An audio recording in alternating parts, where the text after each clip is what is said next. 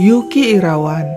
Dia pemilik CV Cahaya Logam, pabrik kuali yang berlokasi di Kampung Bayur Opak, Desa Lebakwangi, Tangerang.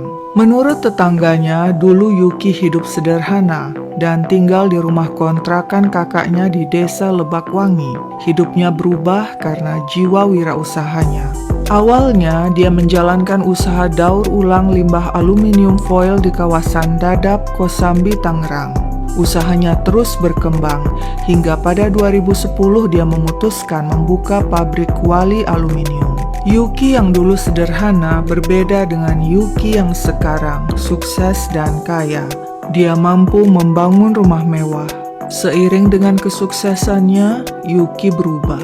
Kalau dulu dia dikenal ramah, sekarang menurut tetangganya dia sombong dan jarang bersosialisasi dengan warga. Meski pabrik kuali milik Yuki masih seumur jagung, tampaknya cukup menjanjikan. Target produksi 200 kuali per hari, sebab itu dibutuhkan pula pekerja yang banyak.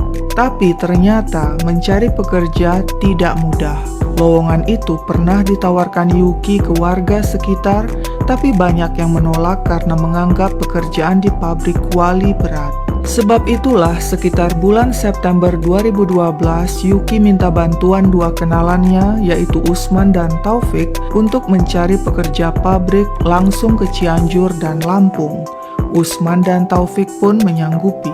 Ketika merekrut calon pekerja, Usman dan Taufik memberikan gambaran manis. Para calon pekerja dijanjikan gaji sebesar Rp500.000 hingga Rp700.000 per bulan.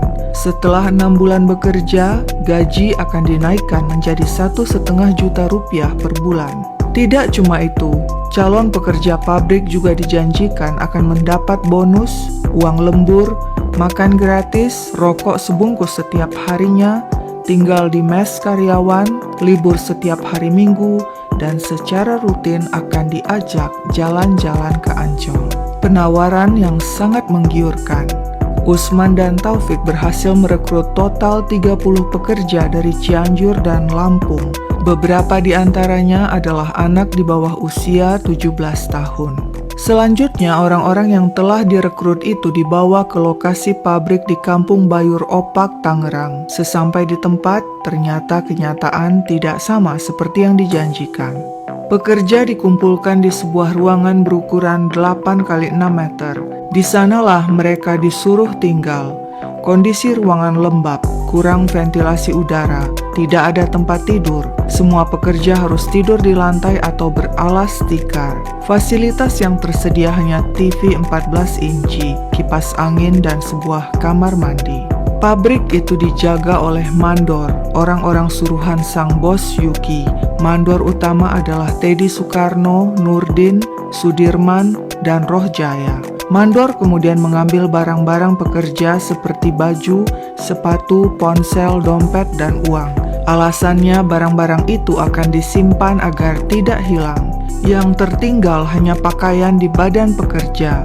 Dan sejak hari itu, semua pekerja tidak pernah lagi mengganti baju.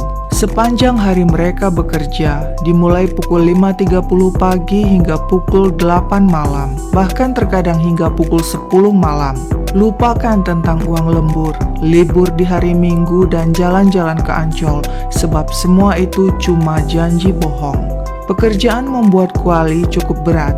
Ada proses pembakaran dan pencampuran aluminium. Hawa panas dan bau menyengat adalah bagian dari pekerjaan. Setiap hari target produksi adalah 200 kuali.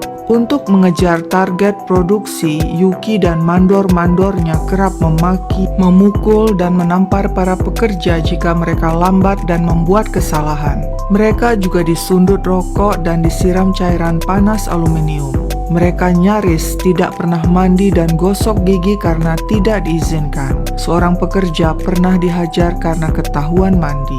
Yuki selalu mengancam pekerja agar jangan coba-coba melarikan diri sebab mereka akan didor anggota Brimob. Para pekerja tidak diperbolehkan keluar dari lokasi pabrik untuk bersosialisasi dengan masyarakat sekitar. Mereka juga dilarang menghubungi keluarga, bahkan tidak diizinkan beribadah.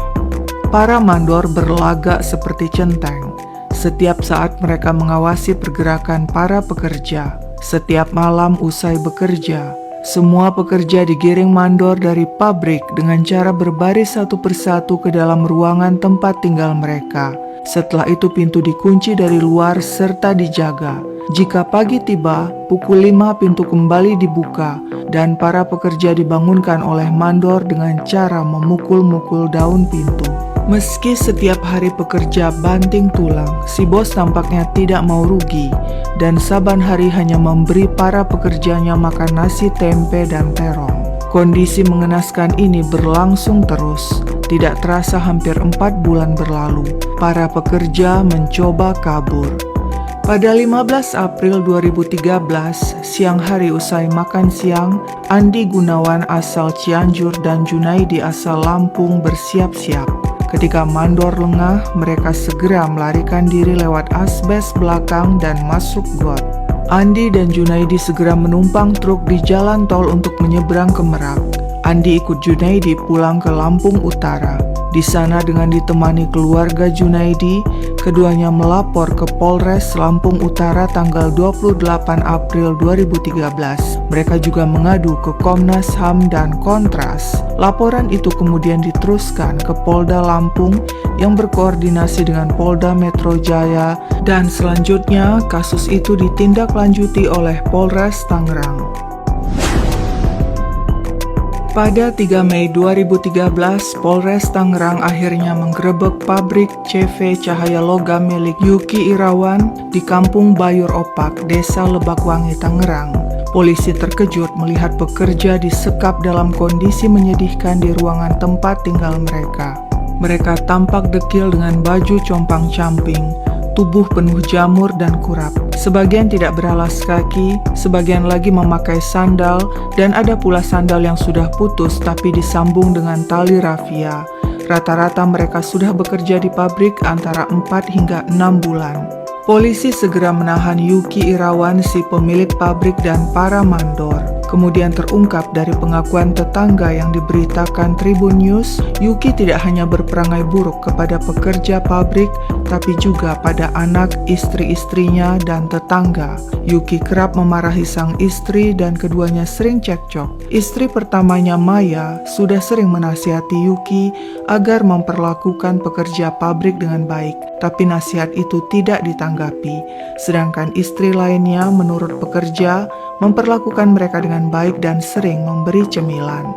Terhadap warga sekitar dan tetangga, kalau sedang membawa mobil dan berpapasan, biasanya Yuki tidak mau mengalah. Jika warga tidak minggir, bisa diserempet oleh pria itu.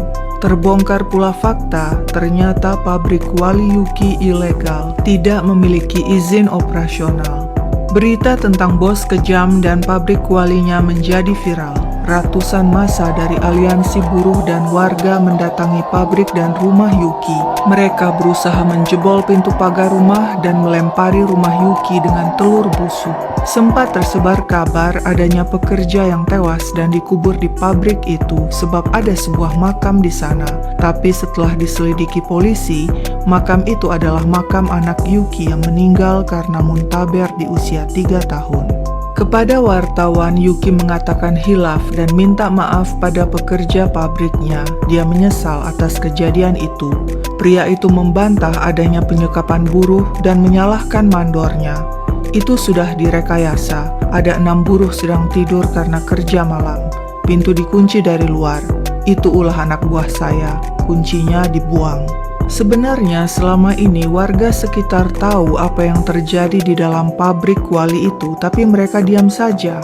Alasannya mereka takut sebab Mursan, ipar Yuki, adalah kepala desa Lebakwangi. Akibatnya warga tidak berani melaporkan perbuatan Yuki kepada polisi. Setelah kasus terbongkar, warga jadi berani. Kemarahan mereka tidak hanya ditujukan kepada Yuki, tapi juga pada Mursan, si kepala desa. Warga menganggap selama ini Mursan sengaja tutup mata terhadap pabrik kuali ilegal milik iparnya itu dan membiarkan pekerja pabrik diperlakukan dengan kejam oleh Yuki. Ketika meninjau pabrik kuali itu, ratusan warga meneriaki dan menghujat Mursan. Bahkan Mursan nyaris diserang sebelum akhirnya diselamatkan aparat. Kepada media, Mursan membantah telah menyembunyikan hal itu. Kalau kan yang masyarakat yang setempat juga dia memang tahu. Bapak tahu nggak ada izinnya, kenapa Bapak diam aja, Pak? Nanti udah itu nanti ditindaklanjutin lah. Selain memiliki saudara kepala desa, Yuki juga memanfaatkan dua sahabatnya dari TNI dan BRIMOB yang sudah dikenalnya lama sejak keduanya belum menjadi aparat. Kedua sahabatnya itu sering mengunjungi pabrik Yuki dan kedatangan mereka itu dimanfaatkan Yuki untuk mengintimidasi pekerja pabrik. Atas perbuatan itu, para pelaku divonis hukuman penjara oleh Pengadilan Negeri Tangerang dan Yuki Irawan sebagai pelaku utama divonis hukuman 11 tahun penjara dan denda 500 juta rupiah.